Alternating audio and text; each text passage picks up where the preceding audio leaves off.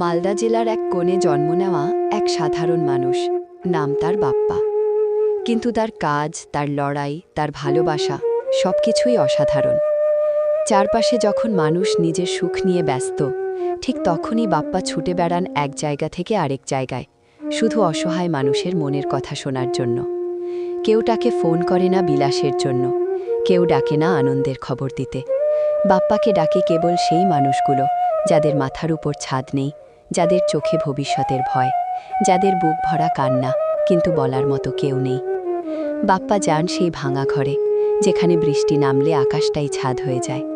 তিনি যান সেই মাটির চুলার পাশে, যেখানে ক্ষুধার্ত শিশুরা মায়ের দিকে তাকিয়ে থাকে প্রশ্ন নিয়ে, মা, আজ খাবার হবে তো? দুদিন থেকে কিছু খাইনি।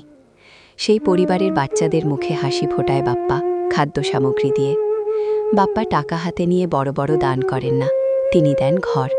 যাদের মাথার ওপর কোনো ছাউনি নেই, তাদের জন্য টেন এরবেস্টারের ছাউনি আর ভালোবাসা দিয়ে একটা নতুন আশ্রয় গড়ে তোলেন।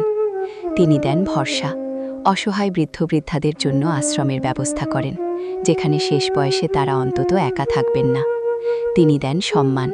যে বাবার চোখে জল কারণ টাকার অভাবে মেয়ের বিয়ে দিতে পারছেন না, বাপ্পা তার পাশে দাঁড়ান নীরবে, লজ্জা না দিয়ে, অহংকার না দেখিয়ে।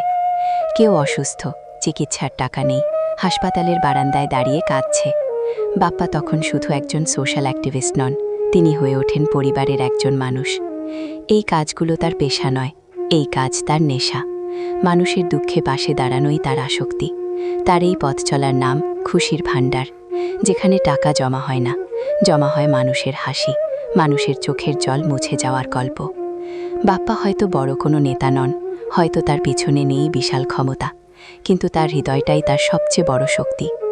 এই সমাজে যদি আরও কিছু বাপ্পা জন্ম নিত, তাহলে হয়তো আর কোনো শিশু খালি পেটে ঘুমাতো না, কোনো বৃদ্ধ একা কাঁদত না, আর কোনো বাবা লজ্জায় মাথা নিচু করত না। এটি কোনো গল্প নয়, কোনো সিনেমা নয়, এটি মালদা জেলার বাপ্পার বাস্তবতা। রাজগ্রাম ফিল্ম শ্রদ্ধা সম্মানের সাথে স্যালিউট জানাই আমাদের সবার